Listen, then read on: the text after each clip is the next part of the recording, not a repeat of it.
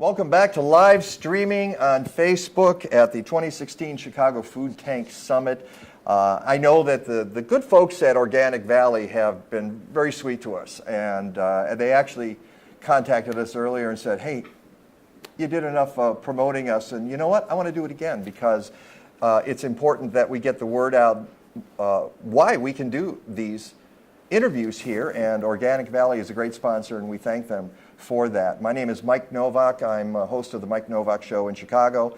I talk food, I talk gardening, I talk green living, I talk environment, all of it on Sunday mornings for a couple of hours. You can go to mikenovak.net and find out about that. I also want to tell you that you can use the hashtag Food Tank if you want to contribute to the conversation. You can also go to Twitter, go to food_tank, or you can go to my Twitter, Mike Now, at Mike Now. On Facebook, we're at the Mike Novak Show, we're at Food Tank, we're at Danielle Nierenberg. It's all over the place, and we've been having a great time this morning.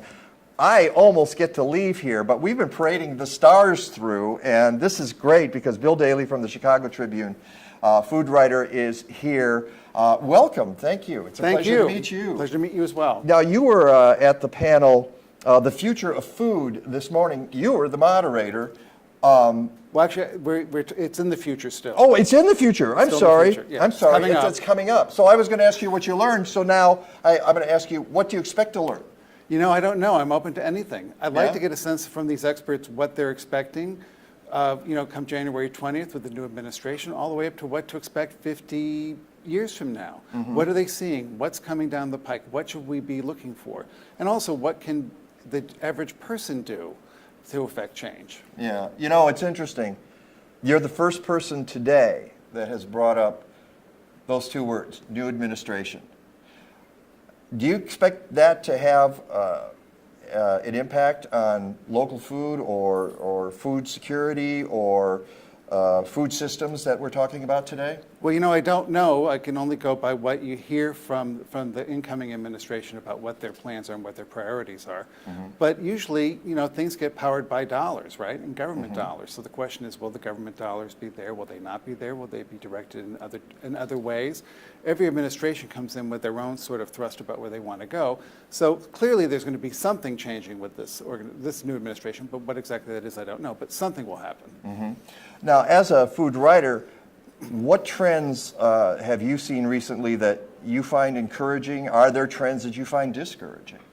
Well, I think encouraging. I'm just always sort of impressed by the quality of food in Chicago.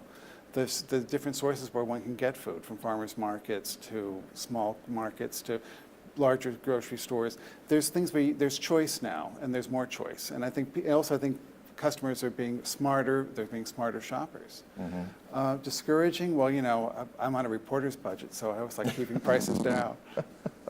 Well, we just had Rick Bayless here, and he's one of the good things that's coming out of Chicago. But the people we've talked to all day long, including people like Billy Burdett from Advocates for Urban Agriculture and Harry Rhodes from Growing Home, are out there in the forefront making these changes happen. Do you interact with those folks a lot?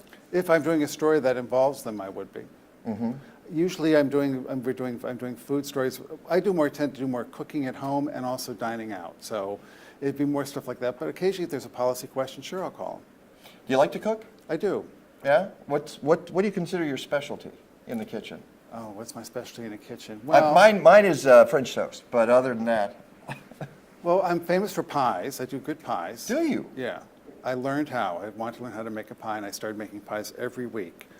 And then I posted the photos on Twitter and Facebook. Because I thought that if I was doing it wrong, somebody would surely point it out, right? And people were pretty helpful, so I would make the pie, and if it worked out fine, that's great. If it burnt, the one on the top burned on one of them, I still posted the photo. Then I went out to like a grocery store and bought one.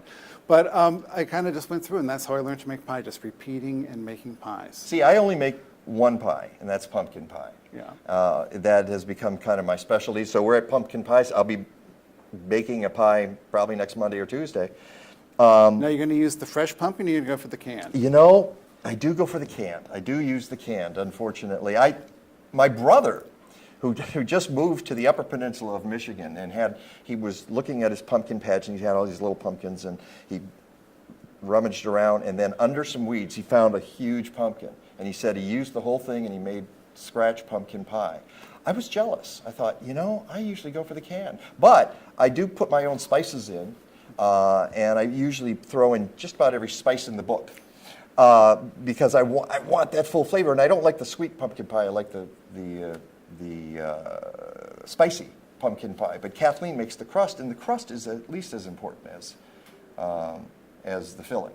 Butter or lard or what? Lard. You know, I think it's just Crisco is where we go. I'm getting the wrap side. Anything else you want to add here? It's a pleasure to have you at the summit. You know, you won't know what you take away from this until you actually talk to people. Which is what's exciting about it. Yeah? You're willing to go with the flow here? Absolutely. Okay. Are you going to write about this, by the way? Probably not, since I'm a participant. Yeah. But I think, you know. Is that where it crosses the line a little Yeah. bit? Yeah. So where do you store this knowledge, and what happens with it if you don't get to write about it?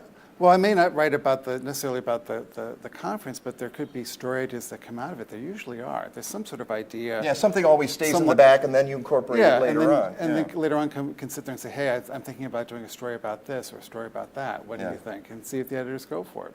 If Cool. they do, I'm cool, and off I go. Pleasure meeting you. You too. All right, that is Bill Daley from the Chicago Tribune. I'm Mike Novak, and we've got more interviews on the way, streaming live on Facebook from the 2016 Food Tank Summit. I hope you join us for those.